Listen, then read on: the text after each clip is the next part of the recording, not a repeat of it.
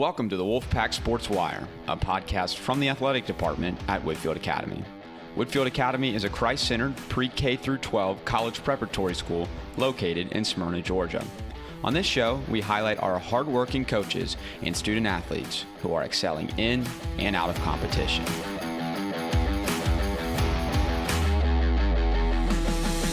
Welcome back to the WolfPack Sports Wire. I'm your host, Jack Hunter. Thank you for making us a part of your day. It's the week of September 22nd, and this is episode 6. We've got a great episode for you today, as first we talk to Whitefield head football coach Robert Walsh, and end the episode with senior softball star Cece Springfield. First, here's Coach Walsh following Whitefield's dominating 63-24 win last Friday. Now they turn their attention to Mount Perrin. Coach, how are you doing? I'm doing pretty good, Jack. Excited to get started with our region play this week. So this game was one of those games this past Friday where you look at the final score and you might look at the box score and you say, oh, that was kind of a blowout. But this game was very close for a long time. So there was kind of some different stages of the game. But when you zoom out, you get to the end of the game. What did you think about the performance and the win now your fourth straight win? That's the first time that we've been down in a game since Savannah Christian.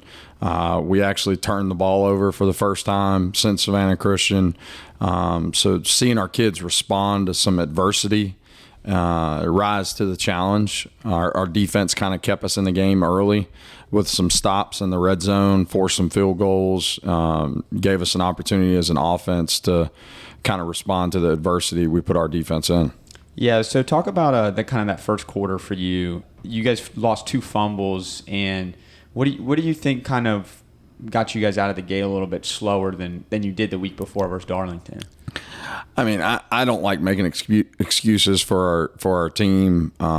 We did have a lot of homecoming activities all day Friday. It was a hot day. We had several football players that stayed outside all day, some that checked out early and stuff. But there's no excuses for what took place in that first quarter. I think it was just a matter of focus and execution that we were kind of lacking in that first quarter. But you guys scored 5 unanswered touchdowns from kind of late in the third quarter into the fourth quarter. Let's first kind of start offensively. What did you think kind of really flipped? I mean, obviously you have one player that set a Cobb County record. We'll get into that. But what do you think as a team offensively kind of flipped and allowed you guys to really surge to the finish? I think it's our depth on our football team. You look across the sideline for St. Anne-Pacelli, they had some depth at the skill positions, but up front they were lacking some depth. So with our tempo and the pace in which we do things offensively, I think it just tends to wear teams down that doesn't have the depth we have. And then our O-line continuing to open up holes for Mason, and then in our passing game, being able to complete some passes and lighten the box a little bit for our run game as well. This was a unique challenge for your team in that this is probably the most downfield passing team that you've played so far, and they were throwing the ball pretty early, pretty well, and you guys made some adjustments defensively, ended up really kind of stalling their passing game. What were some of the kind of changes you guys made? I saw you guys kind of went to more of like 3-down linemen later in the second half. You ended up getting a nice interception from Cole Watton, but defensively, what did you guys kind of change, and what did you see that allowed you guys to really kind of shut them down late in the game? It was just changing coverages from our cover 3 look to a cover 2 look, and really showing the quarterback something pre-snap and then maybe getting into something after that. As the game goes on, you want to change those looks for the quarterback and their offensive coordinator so they don't get too comfortable with their play calls. So Coach Kruger and Coach Henderson and Coach Bentley and Coach Hawkins did a really good job at halftime making some adjustments to put our boys in position to make a great play like Cole Watton. Yeah, right. I feel like I'm sounding like a broken record, saying that I sound like a broken record. Mason Hollingsworth, 25 carries, 426 on the ground, 4 touchdowns. According to the local newspaper, we got a Cobb County record here. And he also had he had a receiving touchdown of 25 yards too on a screen pass. I mean, watching that game, I feel like I have different takeaways of each one of his incredible performances. This game, I was just kind of thinking, man, how hard is it to bring him down in the open field when he's got some speed? I mean, some defensive backs were trying to stop him from breaking loose, and they didn't really stand a chance. What did you see in this performance that really stood off the page for you? I know it's probably a lot. It's just college coaches have been saying, we don't know how fast he is, coach. We don't know. We see him get taken down in the open field a lot and this and that. Well, he broke off, I think it was 3 or 4 60-plus yard runs, and they didn't stand a chance in the open field with him this week. And he outran several of their defenders to the end zone. He touched 20.4 miles an hour this week on our GPS system. You turn on this film, and you watch him in the open field. There's no question in my mind that this is a Division I running back that we have here at Whitefield Academy, and I think people are starting to take notice now. So Landon Ryan at quarterback, over 150 passing yards, 3 touchdowns in back-to-back weeks. So the guy that's next to Mason, your signal caller, starting to heat up a little bit. He's made some really nice throws in the last 2 weeks. What have you seen from him that he's got more confidence and is starting to really kind of to air the ball out, making you guys really, really two-dimensional? I think he's getting more comfortable within our system, and then he's starting games a little bit faster than what we did earlier in the year. And I think it's just a matter of confidence. He's done a really good job at practice over the last 4 weeks of just being locked in. I can't remember too many footballs touching the ground at practice. So I think that does a lot for his confidence going into Friday nights. And then we just have so many weapons. He knows that he can throw it up to any one of our receivers, and they're going to go make a play for him. So I think that gives him confidence as well. And then this week, so a Monday rally, we announce every week Jersey Mike's student athletes of the week. Usually it's about 1, maybe 2 if we're lucky. This week we had a whole unit going home with some free Jersey Mike subs, which I think is maybe, honestly, in my opinion, one of the best gifts you could get. What did tell us about that unit and why they deserve that award this week? Playing O-line and tight end. Luke Linder was in on that as well. It's the most unselfish position in sports. You just think about it. You never see the football. You never see the football unless a running back breaks a long run, then you'll see the football in front of you. But your back most of the time is to the football, and you're trying to work your hardest for the guy behind you. It's teaching true sacrifice for somebody else, and for our student government to honor those guys, I think is extremely, extremely awesome. I can't say enough about honoring those guys and what they do on Friday nights for Mason. All right, now we turn our attention to region play. Obviously, you've said earlier in the show, earlier in the year, that really you want every game to be played with the region play intensity, because every game does count with this power rating system. But as we move into the second portion of the season now, as you guys head to Mount Perrin on Friday, do you want to see kind of a more intensified focus, or what are you looking for as the team enters this second part of the season? Recognizing that every game is important, but these games hold a little bit more meaning, especially at the end of the season. Definitely, we're going to have to be focused and detailed. Within our region, we face teams that are very, very well coached, and this Friday is Mount Perrin. And they do a really good job offensively and defensively with their schemes. Their kids, you can tell on film, are very well coached. So attention to detail and focus at every practice, and taking advantage of every opportunity we have to put in the work to get better has to be amplified. So another option team. This is the second option team that you've played in the last 3 weeks, with Darlington being the first. Does that make things a little bit easier to prepare for? Because usually one of the harder parts for preparing for the option is it's very kind of a left turn from what you normally are practicing or trying to play against. But your team saw this just a few weeks ago. Does that make it a little bit easier to try to prepare for this? It makes it easier, but they also do some things a little bit different compared to Darlington. They got number 6 Gavin Steele, who had a big week last week. at the fullback position. He's hard to take down, and he does a good job of making people miss as well, which you don't really see too much in this type of offense at the fullback position.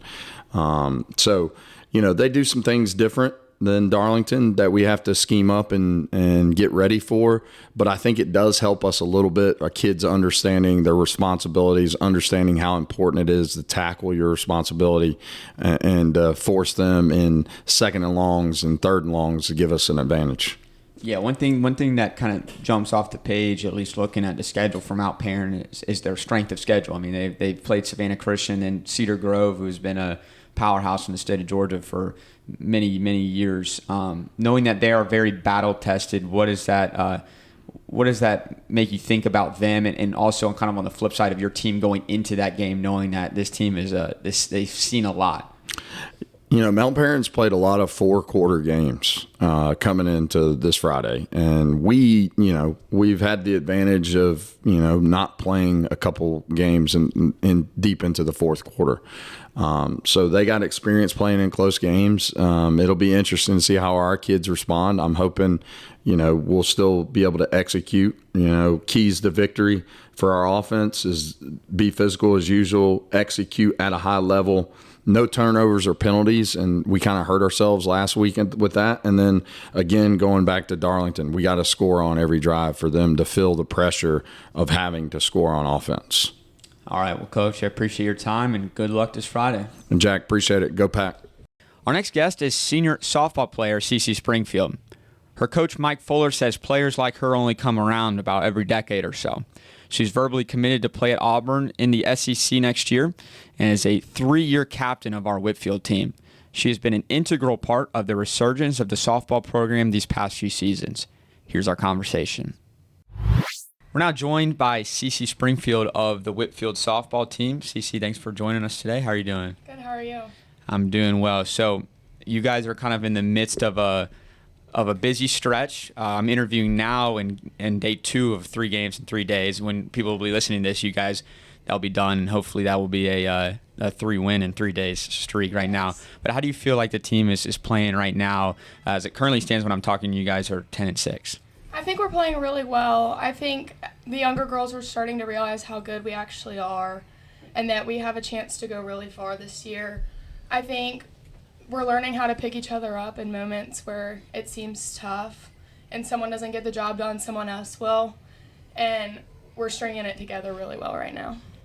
You're having a good season so far, 6 home runs. Your average is right below 500. What do you think you've been able to do effectively to have a good start to the year? I think just picking myself up. I obviously haven't been doing the best compared to my other years, but just learning that it's not always going to be perfect and I can't always hit a home run every time and hit 700 every year. So just realizing that it's not always going to go the way I want to, but still being able to lead my team with what I can do. It's an exciting time for the Whitefield softball program. You guys made it to the Sweet 16 last year for the first time in program history. You returned a lot of players, and you're off to a good start and really in the meat of the season right now. How exciting has it been to be a part of a program that is really having a lot of momentum and making history along the way? It's super exciting. We picked up a new player this year, Livy. She's the pitcher, which is super exciting. It's a weight off of my shoulders because I used to pitch every game, and so having the chance to let her do it and watch her shine is really special, and she's doing a great job. And I think that our defense has a lot of trust in her, and we just allow her to do her thing and we do our thing, and it's working really well right now, so I think we have a good chance. So we had your coach, Mike Fuller, on a few weeks ago on the show, and he was saying one thing he admired about you was your work ethic and your grit.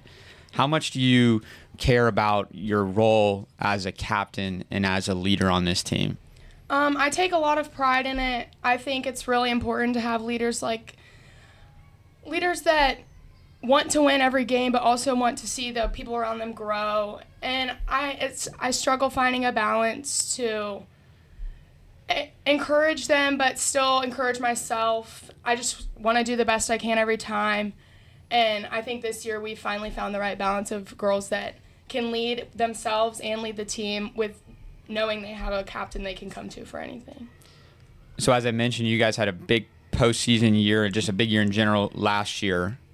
Obviously, I know you guys have plans to want to do that again, maybe get a little bit further. So how do you, from now as we stand in late September, accomplish the goals that you guys want to do for the rest of the year?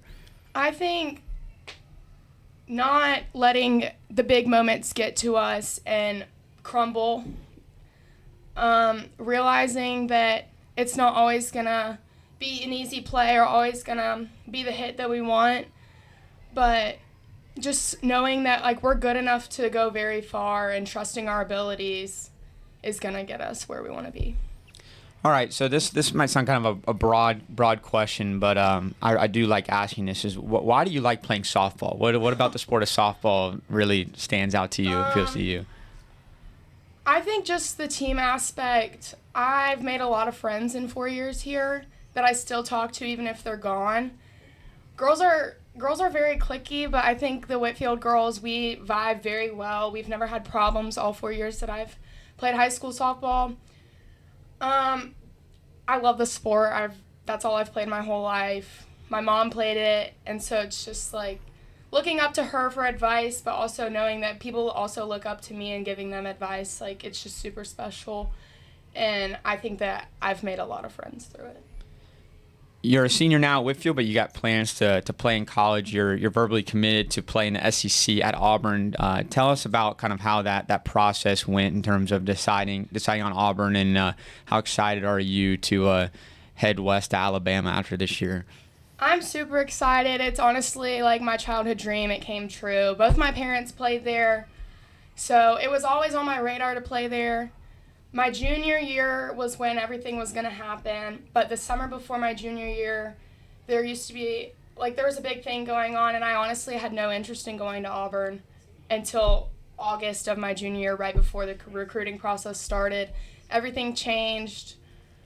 I fell in love with the school. My first visit, I knew that's exactly where I wanted to be, and I haven't looked back since. All right, well, that's great. So before we wrap up this interview, I have some rapid fire questions for you.